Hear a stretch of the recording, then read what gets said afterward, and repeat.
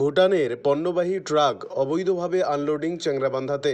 চ্যাংরাবান্ধা স্থলবন্দর দিয়ে ট্রান্সশিপমেন্ট চলাকালীন কিছু রপ্তানিকারক ভুটান কার্গো ট্রাক অবৈধভাবে ভারতের অভ্যন্তরে আনলোড করছেন, যা কাস্টমস আইন 1962 এর সুস্পষ্ট লঙ্ঘন। এই নিয়ম জাতীয় নিরাপত্তা ও আন্তর্জাতিক বাণিজ্যের প্রোটোকল অমান্য করা। সুবিধা স্লটের বিবরণ, সিডিএফ ও কার পাস সহ প্রাপ্ত নথিপত্র দ্বারা এই লঙ্ঘনের প্রমাণ পাওয়া গেছে। সমস্ত জড়িত যানবাহন সুবিধা সিস্টেম ব্যাকলিস্ট করা হবে। কোচবিহার জেলার চ্যাংরাবান্ধা স্থলবন্দর দিয়ে ত্রিদেশীয় ভারত, বাংলাদেশ, ভুটান বৈদেশিক বাণিজ্য চলে। ভুটান থেকে যেসব পণ্য বাংলাদেশে রপ্তানি করা হয়, সেই সব ট্রাক পণ্য লোড দিয়ে চ্যাংরাবান্ধা আসে এবং সেখান থেকে পণ্য নিয়ে বাংলাদেশে প্রবেশ করে। ভুটান থেকে ভারতে প্রবেশের সময়ই জায়গায় থাকা ভারতীয় কাস্টমসের তরফে পণ্য বোঝাই ট্রাকগুলিকে সিল করা হয়, কিন্তু সেই ট্রাকগুলি চ্যাংরাবান্ধায় এসে কয়েকদিন দাঁড়িয়ে থাকে। সূত্র মারফত জানা গিয়েছে, সেই ট্রাকগুলি সিল খুলে পণ্য চ্যাংরাবান্ধাতে আনলোড করে ফের ভুটান থেকে পণ্য নিয়ে আসে, যা পুরোপুরি অবৈধ। এতেই তৈরি হয়েছে সংশয়, এভাবেই কিছু অসাধু ব্যবসায়ী পণ্যের আড়ালে অবৈধ কিছু ট্রাকের লোড দিয়ে বাংলাদেশে নিয়ে যায়। এক কথায় পাচার চক্রের একটি অভিনব পন্থা হিসাবে বেছে নেওয়া হয়েছে। কখনো পণ্যের আড়ালে অবৈধ প্রসাধনী সামগ্রী, আবার কখনো দামি শাড়ি, এমনকি বাংলাদেশে পাচার করা হচ্ছে অবৈধ নেশাজাত দ্রব্য, এমনটাই মনে করছেন প্রশাসন। শুধু মনে করাই নয়, এইভাবে অনেক ট্রাক থেকে বাংলাদেশে বেশ কিছু উদ্ধার করার পাশাপাশি বেশ কয়েকজনের নামে মামলাও দাখিল করেছে বাংলাদেশের প্রশাসন। ভুটানের পণ্য বোঝাই ট্রাক যেহেতু জায়গায় থাকা ভারতীয় কাস্টমস সিল করে, তাই চ্যাংরাবান্ধায় থাকা ভারতীয় কাস্টমস সেই সব পণ্যবাহী ট্রাকে সেইভাবে তল্লাশি চালায় না। এই সুযোগকেই কাজে লাগিয়ে চলছে এই অবৈধ কাজ। তবে কেউ যদি এরকম অবৈধ কাজ করে থাকে, তাদের বিরুদ্ধে আইনত ব্যবস্থা নেওয়ার কথা জানিয়েছেন মাথাভাঙার additional SP IPS Sandeep Garai. আসুন শুনে নেই কি বললেন মাথাভাঙার additional SP IPS Sandeep Garai এবং কি বললেন চ্যাংরাবান্ধা ট্রাক ওনার্স অ্যাসোসিয়েশনের সম্পাদক আব্দুল সামাদ। শুনলাম আমরা এই সম্বন্ধে কিছু বলবেন স্যার আপনি? এটা আমাদের চ্যাংরাবান্ধা ল্যান্ডপোর্ট, এর থ্রুতে ভুটানের যে কার্গো সেটা ট্রান্সশিপমেন্ট হয়ে থাকে।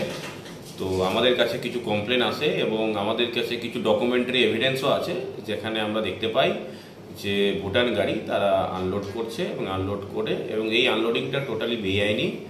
এবং সেই অনুপাতে যখন আমরা খবর পাই, আমরা কাস্টমের সাথে কোঅর্ডিনেট করি, কাস্টম ডিপার্টমেন্টকে আমরা ওনাদেরকে ইনফরমেশন দিই এবং পুরো জিনিসটা আমরা কাস্টম ডিপার্টমেন্টের সাথে কোঅর্ডিনেশন করে যারা এই সমস্ত কাজের সাথে যুক্ত হয় তাদের এগেনস্টে একটা আমরা অ্যাকশন নেবো এবং তাদেরকে ওয়ার্নিং করা হয়েছে।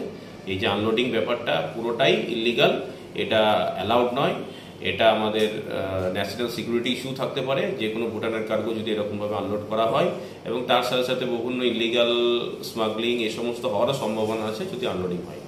তো সেক্ষেত্রে সবাইকে এটাই আমি বলছি, যদি এটা করে থাকে তাদের এগেনস্টে যে আইনত ব্যবস্থা স্ট্রিক্টলি সেটা না হবে, তো সবাই এটা কাজে বিরত থাকবে। স্যার এটা স্যার আপনাদের বলার পরে স্যার কেউ তখন তো কি করবো আপনারা? তার এগেনস্টে যেটা আমাদের যে আইনত ব্যবস্থা কাস্টম অ্যাক্ট আছে, কাস্টম অ্যাক্ট অনুসারে এবং কাস্টম ডিপার্টমেন্টের সাথে কোঅর্ডিনেট করে আমরা তাদের এগেনস্টে স্ট্রিক্ট অ্যাকশন নেবো যে এই কাজ একদমই বরদাস্ত করা যাবে না।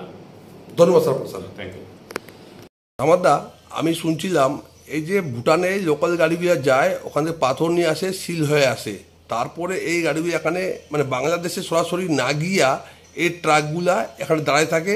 এরা অনেক সময় সিল ভেঙে দিয়া মাল খালি করে দিয়ে আবার ভুটানে চলে যায়, আবার মাল নিয়ে আসে, আবার ওরা বাংলাদেশের দিকে যায়। দাদা এই সম্বন্ধে আপনি কি বলবেন?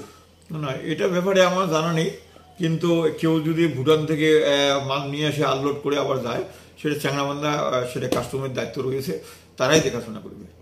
দাদা এটা দাদা এবার কেউ আপনাদের অ্যাসোসিয়েশনে কেউ ড্রাইভার থাকে, তাদের বিরুদ্ধে আপনি কি অ্যাকশন নেবেন? কিরকম বলে? আপনাদের অ্যাসোসিয়েশনে কোনো ট্রাক থাকে ওরা এই ধরনের কাজ করে, তাদের বিরুদ্ধে আপনি কি অ্যাকশন নেবেন? না, আমাদের অ্যাসোসিয়েশনে আমি ট্রাক ওনার সেক্রেটারি হিসেবে সেগুলো তো আমি অ্যাকশন নিতে পারি না। এটা কিছু দুই চারজন এরকম যদি করে থাকে, সেটা আইনত যারা দায়িত্বে রয়েছে তারা দেখবে। দাদা খালি কাস্টমসের দায়িত্ব তো পুলিশেরও তো এখানে আছে ভূমিকা, পুলিশ কি করছে? এটা দায়িত্ব পুলিশের রয়েছে, এমবিআই রয়েছে, সবারই দায়িত্ব রয়েছে।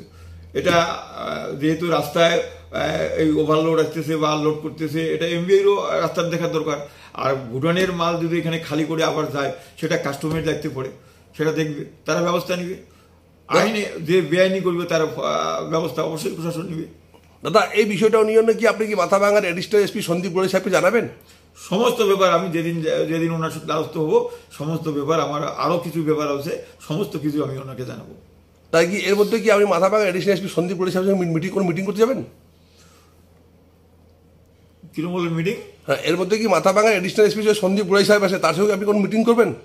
না, উনি যদি আমাকে মিটিং এর মধ্যে কোনো ডাক দেয় অবশ্যই আমি মিটিংয়ে উপস্থিত থাকবো। আর তার মধ্যে কি এসব প্রশ্ন বলবেন তো? হ্যাঁ, অবশ্যই সেটা বলবো। ধন্যবাদ আপনাকে।